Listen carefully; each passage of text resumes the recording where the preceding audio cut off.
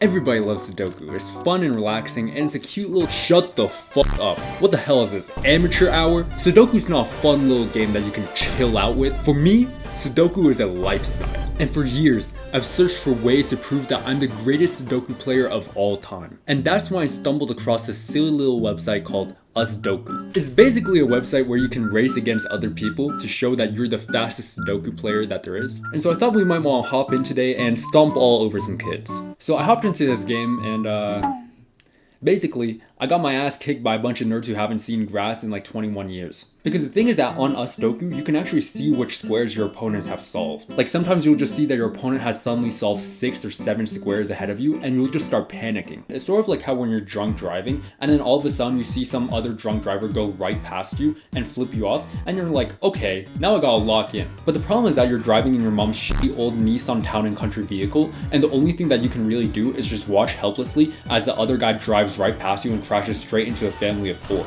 And you're sitting there and you're like, that should have been me, not him, me. And this is especially bad for me because I have what we in the industry call a defeatist mentality, which is when somebody pulls ahead of me, I immediately just give up. I lose all hope. And so that was my first goal on Sudoku. My first goal was to stop tweaking every single time that I saw somebody pull ahead of me. So what I would do is, in order to train this reflex, is I would sit there and lose on purpose. And then once my opponent had gotten a huge lead, I would start trying. Anyway, so I practiced this feeling of being behind and then suddenly clutching up. So whenever I saw that I was losing to my opponent, I didn't get distracted and I played the game the way that I normally would. And so I actually ended up winning some games that I never would have won otherwise. But the problem was that I was still losing at least 50% of the games that I was in. So it was at this exact moment that I thought about one of my favorite quotes by Sun Tzu. If you know yourself but not the enemy, for every victory gained, you will also suffer a defeat. See, I already know who I am. Therefore, my next step was to get to know my enemies just a little bit better. I just hopped onto the Sudoku Discord. The first person that I saw on that Discord was somebody called No Girls Chase Me, and their pronouns were checkmate. And I was like, okay, that seems pretty accurate to a Sudoku based Discord server, but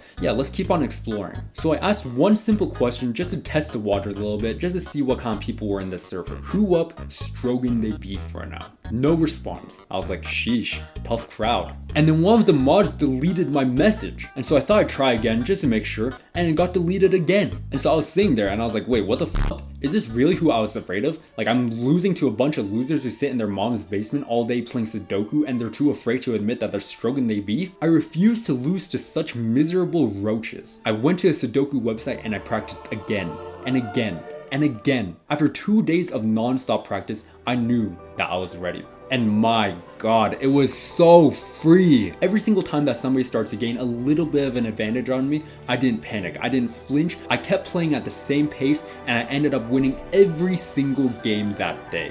And eventually, I made it into the big leagues. It was a journey filled with blood, sweat, and tears, and I was finally up against the titans of the Sudoku realm. And I had one trick up my sleeves. Whenever I run up against an opponent that's too difficult or too fast for me to beat, I pull all the mistakes out of my ass, and I finish first, and I end the game early. True, I may have made more than 200 mistakes, but at least I finished first and that's what matters. I don't know what that says about me in the bedroom, but all I can say is that that makes me the greatest of all time in Sudoku. Hey, a win's a win. And some people might say, wait, but doesn't that defeat the entire point of Sudoku? What if that just ruins the game for people who actually want to play? But what if this is just how I want to play the game, huh? Have you ever considered that? What's more is that every single time that I'm about to finish one of those games, I open the chat and I make sure to spread some positivity. You see, the thing that I really like about Sudoku is that they have preset messages, so that means that you can't type in like hate messages or racial slurs freely in the chat. I can't just say, hey Jess, you're a little loser, aren't you? You little snobby loser who spends all day in mommy's basement. Huh? How does it feel to have no host? Little Sudoku boy? Huh? Not that I would ever do such a thing. I would never send that message. I'm like a pretty positive person. But my favorite thing to do to spread positivity, my favorite positivity combo, so to speak, is to say, I'm going to finish the puzzle at least 5 or 6 times on the last square, just to make sure everybody knows that I'm finishing. And I'll end it with a quick little, let's start a new one. And you know, if I saw my opponent spamming those messages in the chat, I'd think to myself, wow, what a nice and positive guy. Not only is he cracked at Sudoku, but I bet he's really charming and charismatic and handsome in real life as well. So let it be known, ladies and gentlemen, when it comes to Sudoku, I'm the greatest player in the world. Nobody finishes faster than I do. And I'm humble. And I'm really polite about it too. I don't like to say that I'm a hero, but I definitely am, okay? Ladies and gentlemen, my name is Tony Tai. I'm a good person, and I'll catch you in the next one. See ya.